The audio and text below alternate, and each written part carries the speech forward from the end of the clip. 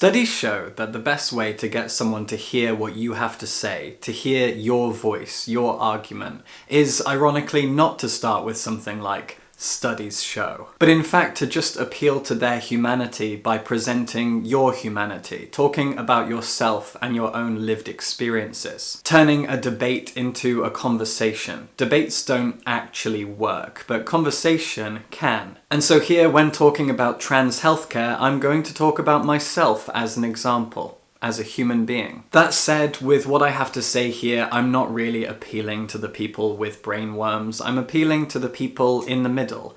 The people who don't know much about the trans experience and are open to learning more. Which, from my experience, seems to be the vast majority of people. As we know, transgender people make up about 0.5% of the world's population. And transphobic people seem to make up a very small percentage as well. Everyone else is in the middle. Ignorant and willing to know more given the opportunity, and this is your opportunity. Ironically, some of those who are ignorant to the trans experience and trans needs and trans rights are those members of parliament currently stripping us of our medical rights, bolstered by bad faith information. I doubt any of them are listening, but here's my story anyway. Trans healthcare saved my life. Here's how. I'm gonna start here with a short story about a recent experience of mine that will be as shocking to you as it was to me. At the time of filming this video, I have been on HRT, hormone replacement therapy, for about 7 or 8 months. Hormone replacement therapy changes your physical form very slowly,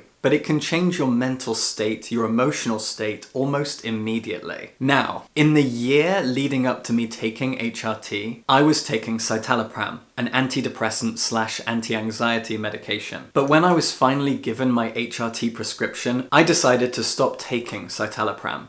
I weaned myself off it over a few weeks in preparation for starting HRT with a clean slate, a clean mind, just neutral me. Because I was curious about the effects that HRT would have. And I'm not joking when I say that HRT immediately had the exact same effects on my brain that citalopram had. If you have ADHD, as I do, antidepressants can make ADHD worse. I found that was true for me. And I also found that the HRT also made my ADHD worse. That might not be a positive thing, but it's still a fascinating thing, because it shows that even the side effects of HRT were the same as those of an antidepressant. The point I'm making is that estrogen had an enormously antidepressant effect on my brain, even down to its side effects. After removing myself off antidepressants and going on estrogen, I was no more or less depressed. That in itself is some kind of miracle. The fact that estrogen interacted with my brain chemistry in such a way that it made me happy, or at least stable,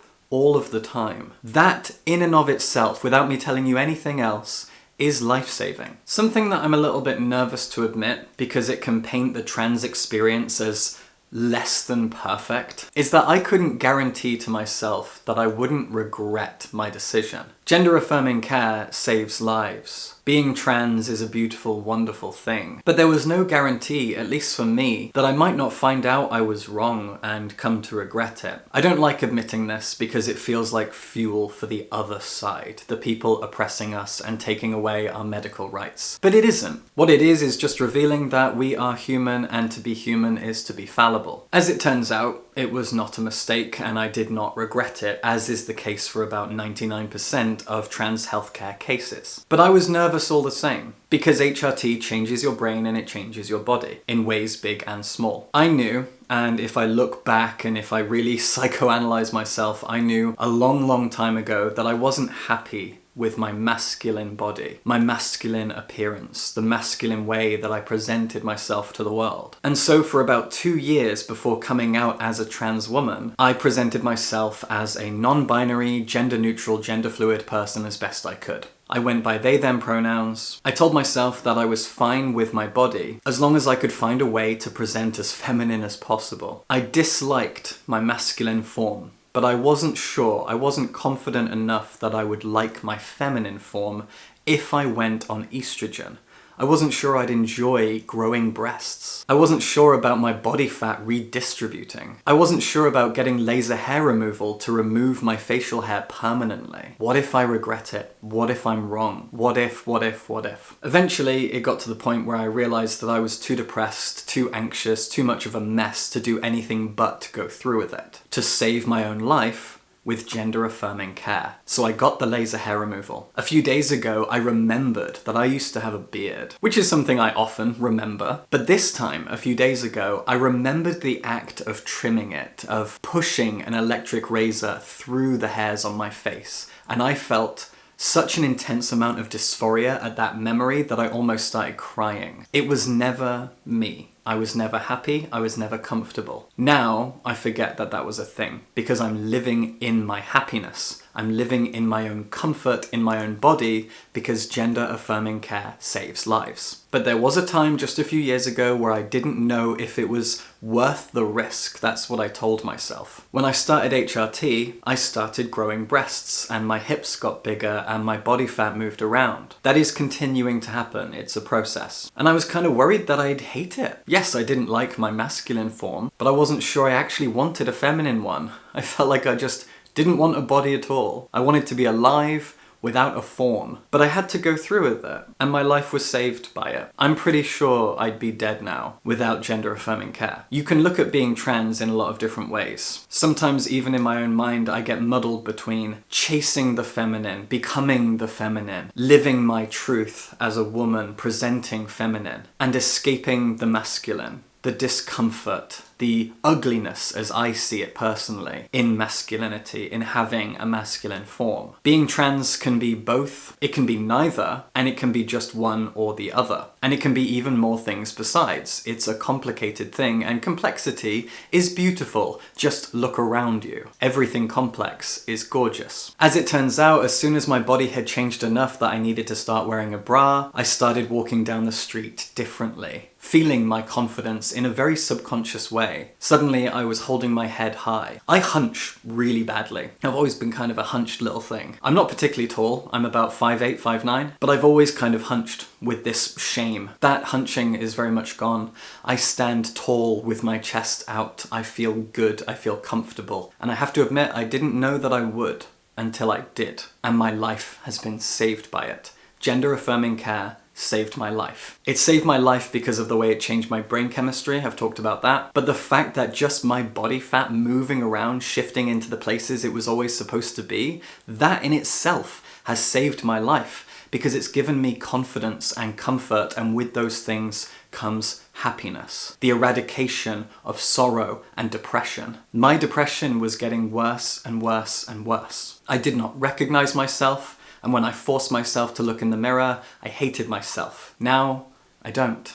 I can't, because I am what I was supposed to be. I am what I always wanted to be deep down. I got over my fears, my trepidations, the unknown of it all, and I feel me. It's a curious thing about gender dysphoria. At least in my case, I could kind of convince myself that it wasn't there, that it didn't exist. Yes, okay, I look like this. There are worse things. Fine, I'll just go on with my life. But you don't realize, or at least I didn't realize, how depressed I was, and how happy I could be, and how far from depression I would end up being. Being far from depression means being far from taking your own life. When we talk about gender-affirming care saving lives, we make this statement over and over again, but we're not ever pointing to the elephant in the room. When we say that, it is code for, if I don't get this treatment, I will take my own life. I will not be around anymore. Gender-affirming care saves lives is a kind of dog whistle for, without gender-affirming care, I will die. In my experience, it's true. I've talked on this channel before about my trans experience, and I've talked about antidepressants and how they saved me. My brain, like the brains of so many people, is a volatile thing, and I've never felt comfort and security and peace like I have on estrogen, living my truth. Now, I wanted this video to be entirely positive and informative. I wanted to talk about me and my personal experiences, but in order to keep doing that, I want to use a tool here, and I want to give a trigger warning for transphobia and bigoted language. This is a conversation that I had with someone on Instagram about gender-affirming care. This person had this to say. Kids are nowhere near mature enough to make these decisions. They can't smoke, drink, drive, get a tattoo, have sex, because they're children.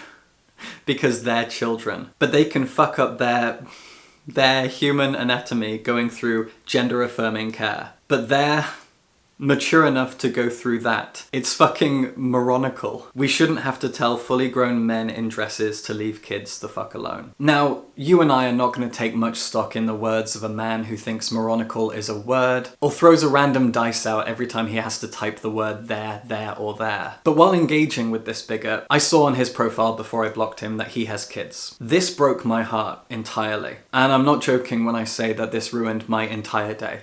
24 hours out the window because this man has children. The reason it had that effect on me should be pretty obvious. I have no idea if his kids are queer. Statistically, it's unlikely. As I said before, trans people make up 0.5% of the population. But I kept asking myself, what if they are? What would someone like him do about that? How would he react? I hate knowing that a person like that might have queer kids who wouldn't get the help and support and love that they need, that they deserve, that they have a right to, because their father is a bigot. These people often tell us to stay away from kids, which is an argument that was used by homophobes in the 70s and 80s. All of this bigotry is circular. There's always a new scapegoat. But it's their kids that I worry about. They break my heart, these people. Their kids, if they are queer, if they were trans, they deserve healthcare. They have a right to it. And this got me thinking about my own youth. I went through a masculine puberty. That's why my voice sounds like this. And I wish I hadn't. I didn't know that I was trans. I was an egg until I was like 28, 29. But looking back, the signs were there. And if I was growing up now, if I was 15 years old right now, if I was 12 years old right now, and the world was suddenly full of so many open and proud and expressive, talented, artistic trans people, I would see myself in them and it would unlock something. I know that's true because it happened when I was about 22 years old, and Laura Jane Grace of the punk band Against Me came out as a trans woman. I was 22. I'm a big fan of punk and metal music. The news was everywhere in all the music magazines. There were interviews with her. I watched them all, I listened to them all, I read them all, and I felt something. A massive crack right through my egg. I knew in that moment, deep down, not even that deep down, that I was a trans woman. I remember turning to my partner at the time and saying, I'd be fine if I woke up tomorrow and I was suddenly a woman. That would be fine. That would be cool. That'd be great, actually. Would you mind? Would that be a problem for you if that happened? I mean, it's not going to happen, but just imagine. And then I went on with my life. But as soon as I knew that a person could change their gender, which was not something I understood growing up, that possibility alone shifted my entire world. Made me realize that sounds like a great idea. That might be a path to happiness. And it's a path I would one day walk. I put it off for years and years while I travelled the world, while I worked in lots of different countries and gained life experience and blah blah blah. I distracted myself until I couldn't anymore, and I had to transition to save my own life. But it could have happened when I was a kid. I knew I was trans by the time I was 28, 29. And with this example, I think I've proven that I knew I was trans when I was 22, which means I would have known I was trans when I was a teenager, as so many queer kids do. And if a kid knows their own body, they know what they want, and they could receive life-saving care. They deserve it. Trans youth who know they're trans and know what they want and know their own bodies because they're not stupid and they don't need their parents patronizing them. If they were able to get gender-affirming care, they would receive puberty blockers, which are entirely reversible. Puberty blockers are given to cis kids who go through difficult puberties. It's not uncommon. And cis kids can still get puberty blockers nice and easily if they need them, but trans kids can't. A lot of the time. If I had grown up in a time where trans people were more publicly visible, I would have understood myself a lot sooner. I was very ignorant to myself for a long time. I would have loved to go on puberty blockers. I can picture myself now walking through the halls of my secondary school at the age of 12, 13, my body changing in a way I'd prefer it to change, growing my hair out long, trying out makeup, hanging out with girls instead of boys, and I picture her smiling. And I know that I now would look and sound and feel even better, even more different than I do now. I sometimes think of her, an alternate version of myself, who knew she was trans when she was 11 or 12. She went on puberty blockers and they changed her entire life. They saved her at a much earlier age than I managed to save myself. The people who tell us to leave kids alone, the people who tell us that we're transing their kids, the only thing they're protecting is their own transphobia, reinforcing their own bigotry, their own hatred. They're not protecting their kids. Now, my parents do not accept me as a trans woman. I've been out for 2 years and they have yet to gender me correctly. They never will. It will not ever happen. They will never call me by my name. And they will never call me she, or even they. It won't happen. And so I can't imagine what it would have been like if I'd come out as a teenager. My parents would have struggled with it, to say the least. But if the discourse shifted, if the news media stopped hating us, if politicians stopped stirring up hatred towards us, if instead trans people were looked at with positivity and humanity, my parents would listen to that. They would be engaged in that discourse, they would hear what the politicians and the news media have to say in a positive light, and they would have accepted me. And my life would have been better. Everything would have been better. My relationship with them would have been better. Everything would have been more positive. If a kid is trans and they want gender-affirming care, and their parent says okay and supports them, if their school says okay and supports them, if the news media and the government stopped vilifying us, everything would just get better for literally everyone. Because families would get stronger. Because trans kids would be happier and healthier and safer. The thing that kills us is transphobia. That should be pretty obvious, because it keeps happening. Gender-affirming care saved my life, but I often think about how it could have saved my life earlier. How my life could have been better from an earlier age if I had understood myself better, had access to that care. And then I think about all the trans kids today who have that opportunity to just have a better, happier life thanks to gender-affirming care. If we take that away from them, we take away their happiness, their comfort, their joy, maybe their lives. So all I want to say to the transphobes who are not watching this now, have not gotten to this point, leave kids alone. Let kids be happy. Keep trans kids alive. I feel like they deserve it. I usually talk about books on this channel, so subscribe for books.